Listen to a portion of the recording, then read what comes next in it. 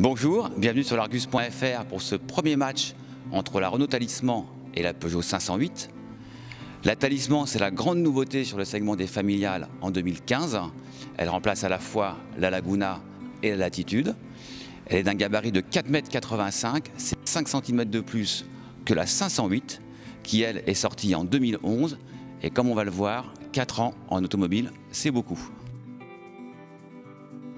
Le design de la Talisman est dans la même veine que le récent Renault Espace, avec cette face avant qui dégage une forte personnalité grâce à la grande calandre, au logo aussi gros qu'une main et la signature lumineuse en forme de C.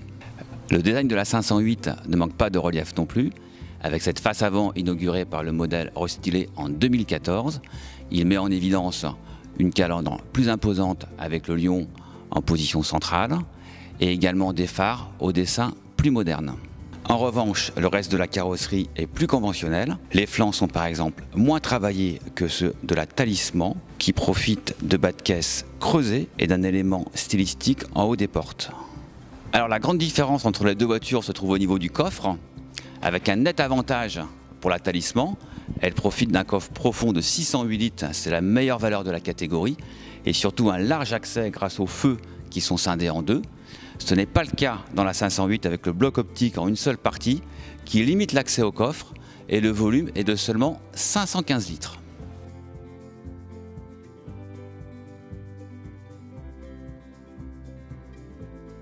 Alors nous voici à bord de la Talisman. C'est ici une finition intense qui correspondra au troisième niveau de la gamme, avec les sièges en cuir, ces paraments en cuir sur la planche de bord, ainsi que cette résine qui imite parfaitement la boiserie. La principale caractéristique de cette planche de bord, c'est ce grand écran en position verticale. C'est la véritable tour de contrôle du véhicule. Avec cet écran, on pilote évidemment le système multimédia de la voiture, également le GPS, mais surtout on accède au multisense qui permet de paramétrer l'ambiance lumineuse de la voiture et de piloter tous les paramètres de conduite, que ce soit la loi d'amortissement, la direction ou la boîte de vitesse. Dans la 508, nous sommes ici dans une finition féline, haut de gamme, avec des sièges cuir très confortables. La finition est à l'avenant, mais on sent le poids des ans sur la planche de bord. L'écran central est devenu tactile depuis le restylage, mais il est de petite taille par rapport à celui de la Talisman. Les compteurs, eux, sont tout à fait classiques. Et en termes de technologie, on sent que la 508 marque le pas par rapport à la Renault. Alors on est bien installé à l'arrière de la Talisman, on a une position légèrement surélevée par rapport au siège avant, plus de place aux jambes que dans la Peugeot 508, et ici il n'y aura pas de dispute pour charger son téléphone ou sa tablette puisqu'on dispose de 2 prises USB.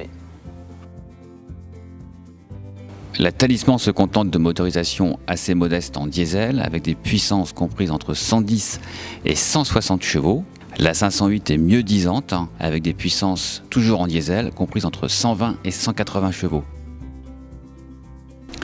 Alors au terme de ce premier choc, nous avons été plus séduits par la Renault Talisman. Elle apparaît plus moderne et plus pratique à la fois. Elle devra confirmer ses bonnes dispositions sur la route face à une 508 qui est une référence en la matière. Mais pour cela, Renault sortira une arme secrète avec l'amortissement piloté et les 4 roues directrices. A bientôt sur l'Argus.fr.